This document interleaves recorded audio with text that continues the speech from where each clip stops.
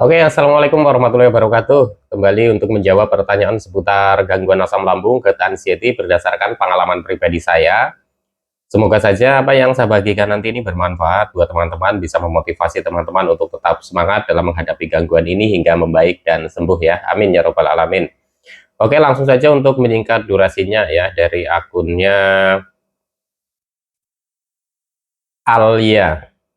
Mas, mata saya seperti lelah, perih banget, padahal saya tidurnya cukup. Di mata sampai alis, rasanya berat banget. Badan kayak mau demam, lemes, nggak semangat. Nah, itu tanda teman-teman itu energinya itu sedang drop ya.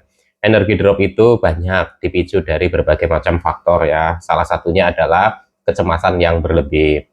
Kenapa kita mengalami kecemasan yang berlebih? Karena kita terlalu mengkhawatirkan dengan kondisi kesehatan kita. Pada saat kita mengalami gangguan asam lambung, GERD, anxiety, itu kan memang rasa yang nggak nyaman ya di seluruh badan ya teman-teman. Belum lagi pikiran kita itu selalu berpikirnya itu ke hal-hal yang sifatnya negatif ya. Dan dari situlah karena kita kepikiran setiap hari sehingga energi kita jadi drop. Sedangkan asupan makanan ya yang kita makan itu belum terserap sempurna karena kita mengalami gangguan di lambung. Jadinya kita mengalami yang namanya setiap hari itu drop energinya. Bahkan ketika kita tidur sudah cukup pun ya, paginya itu kita masih terasa ngantuk ya, kita terasa lemes, kita terasa letih, lesu. Itu menandakan bahwa teman-teman itu mengalami beban pikiran yang berat ya. Memikirkan apa saja bisa saja ya teman-teman ya, bisa saja teman-teman sedang memikirkan suatu masalah, termasuk mengkhawatirkan kondisi kesehatan kita karena kita mengalami setiap hari itu banyak sensasi.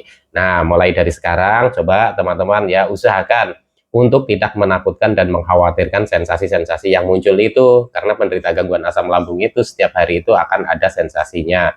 Intensitasnya aja yang kadang naik turun. Nanti kalau teman-teman sudah mulai membaik ya, sudah mulai normal lagi asam lambungnya, kecemasan mulai terkendali, mental teman-teman bertambah, insya Allah nanti tenaga juga akan mulai pulih ya, semangat lagi, terus berenergi lagi ya teman-teman ya. Jadi teman-teman yang sudah periksa ke dokter ya, tidak didiagnosa ada sakit lain, teman-teman mulai sekarang jangan menakutkan, jangan mengkhawatirkan, jangan terlalu mengkhawatirkan dan menakutkan sensasi-sensasi yang muncul itu.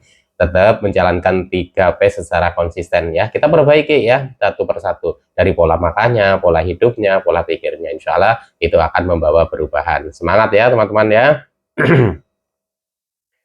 Lanjut lagi. Dari akunnya Septian Hussein, Mas mau nanya, kok saya BAB kecil-kecil kayak tinja kambing ya? Dan perut pun terasa sakit, tenggorokan panas. Itu berat, itu kenapa ya? Dan cara mengatasinya gimana? Terima kasih. Gini ya teman-teman, satu-satu dulu ya, BAB-nya ya, BAB-nya kecil-kecil. Nah teman-teman itu perlu sadari bahwa ketika kita mengalami gangguan ini, kita konsumsi makanannya itu juga kan sedikit-sedikit ya teman-teman ya. Dan kita itu mengalami kayak BAB-nya kecil-kecil itu karena apa? Asupan makanan itu juga masih kurang ya. Terus makanan-makanan itu banyak yang dipantang, dijaga jadinya ya itu pengaruh di BAB. Teman-teman jangan takut ya.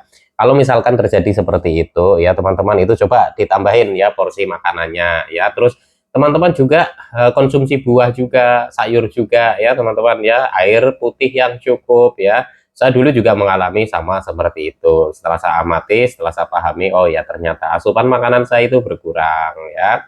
Karena masih banyak makanan-makanan yang harus saya pantang waktu itu ya teman-teman ya. Nah mulai sekarang kalau teman-teman sudah tidak begitu merasakan banyak sensasi di area lambung ya, coba teman-teman jangan seterusnya itu menghindari makanan-makanan pemicu. Mulai cobalah satu persatu ya teman-teman ya. Kalau kita sudah coba ya makanan yang kita pantang ternyata masih ada sensasinya, kita skip dulu, kita coba lagi yang lain ya, tentunya dengan porsi yang kita kendalikan dulu, jangan terlalu banyak ya.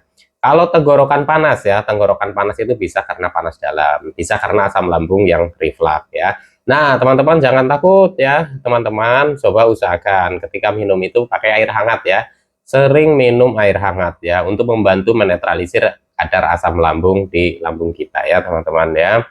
Nah mulai sekarang teman-teman ya usahakan jangan terlalu menakutkan dan mengkhawatirkan sensasi-sensasi itu. Yang terpenting adalah ketika teman-teman itu sudah periksa ke dokter tidak didiagnosa ada sakit lain ya, mulai sekarang ayo terapkan ya perbaiki 3P-nya ya secara konsisten ya teman-teman ya. Oke, lanjut lagi dari akunnya Ika Saskia. Pak, saya tidur dan tiba-tiba bangun. Saat terbangun, pendengaran dan ingatan seperti hilang, seperti mau kehilangan kesadaran, dan akhirnya panik dan cemas. Tolong Pak dijawab, apakah Bapak pernah begini juga? Pernah ya. Jadi ketika kita itu bangun, kita itu sudah ngeblank ya teman-teman ya, seperti mau kehilangan kesadaran kita ya. Kadang bukan hanya habis bangun tidur saja ya teman-teman, kita pada saat kita itu sudah mulai beraktivitas, kita bahkan ketika sedang ngobrol-ngobrol itu tiba-tiba di badan kita itu terasa nggak nyaman, terus seperti kita kayak mau pingsan gitu ya, kehilangan energi secara tiba-tiba ya teman-teman. Itu bisa karena gula darah kita sedang turun ya. Ketika kita mengalami sensasi seperti itu ya, pastinya kita itu khawatir ya, kita itu cemas, yang akhirnya tambah lagi energinya drop dan rasanya itu mau seperti mau pingsan ya. Saya dulu sering mengalami seperti ini, tapi dengan seringnya mengalami seperti ini, saya amati, saya pahami, oh ya ternyata karena rasa-rasa yang nggak nyaman ya di badan saya yang akhirnya jadi kepikiran. Nah, kepikiran itu terus menjadikan saya itu cemas yang berlebih.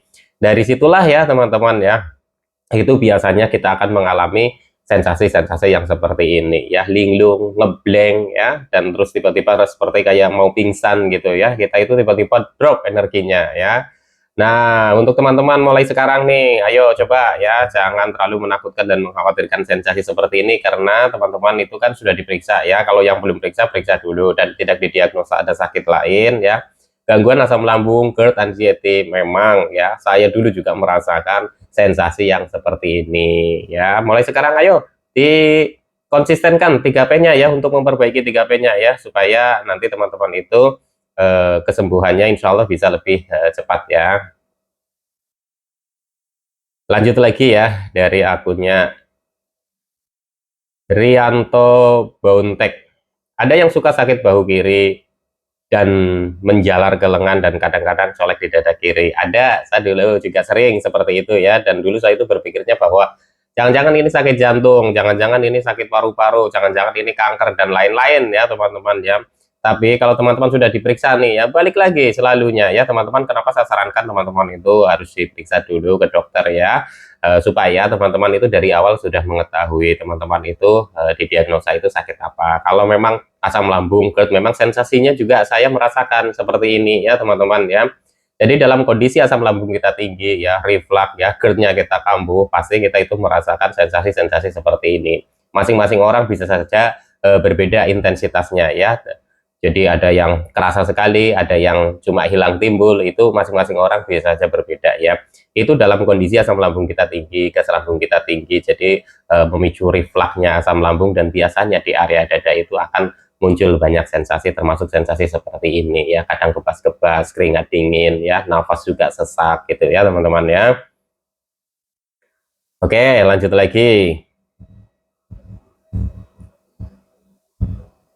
Ya, si virus Bang Sultan, saya masuk angin plus flu kok kayak kambuh lagi. Nah, memang ya untuk menderita gangguan asam lambung, GERD, anxiety itu sensitif sekali ya. Tapi ketika teman-teman itu memang flu karena memang musim ya, terus apalagi ada teman-teman yang mungkin flu kita ketularan ya, memang rasanya nggak nyaman dan seperti kayak kita itu kambuh ke fase awal ya. Nah, untuk teman-teman ya, ketika di fase seperti ini, teman-teman jangan terlalu berpikirnya itu apa namanya, waduh jangan ini kambuh lagi, ini kambuh lagi.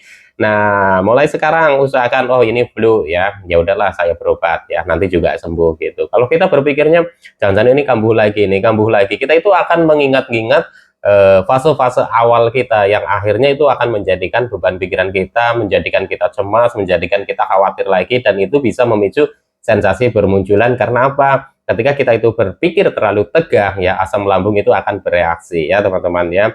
Jadi kalau teman-teman mengalami flu ya, pilek ya, memang rasanya nggak nyaman sekali ya, seperti di fase awal ya. Tapi teman-teman itu perlu pahami ya, kalau flu atau pilek itu memang karena sedang musim ya, atau mungkin teman-teman dari tempat kerja, lingkungan itu lagi sedang banyak yang terkena flu ya, bisa saja kita ketularan ya. Itu diobatin saja ya, berobat saja ke dokter, jangan takut ya. Oke, lanjut lagi. Muryani, memang aneh penyakit ini, semoga semua segera sehat walafiat, kadang enak badan, kadang timbul sensasi. Betul sekali ya. Jadi kadang kita itu merasa di prank ya, ketika kita sudah merasakan seperti rasa yang nyaman ya, enak ya, kita bisa beraktivitas ya, tiba-tiba muncullah lagi sensasi. Jangan khawatir ya teman-teman ya, prosesnya memang seperti itu sampai dengan kondisi kita itu benar-benar stabil. Nah, disitulah ya, di fase seperti itulah ya, mental kita itu diuji ya. Seberapa kuat mental kita dalam menghadapi gangguan ini. Jadi ketika teman-teman itu sudah dikasih nih enak ya, nyaman ya, tiba-tiba muncul lagi sensasinya. Waduh, ini kok muncul lagi, kemarin sudah enak kan. Nah, di sini teman-teman itu jangan terpancing langsung emosinya meningkat. Aduh, ini kapan nih mau sembuhnya? Contoh misalkan seperti itu ya.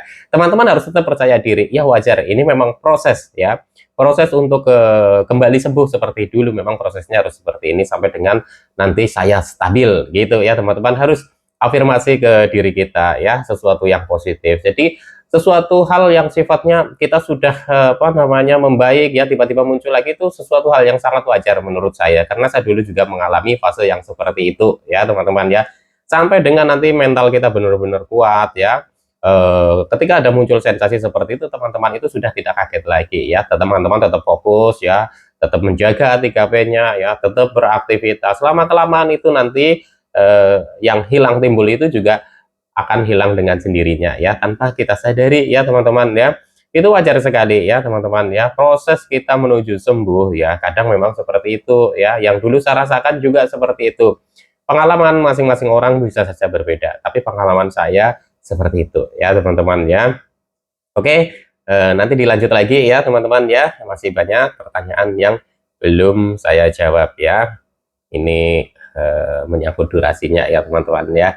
Oke, insya Allah nanti disambung lagi ya. Tetap semangat ya. Insya Allah nanti teman-teman juga akan membaik dan sembuh, karena selalu saya doakan itu. Kalau saya bisa sembuh, saya yakin teman-teman juga bisa sembuh. Semangat ya.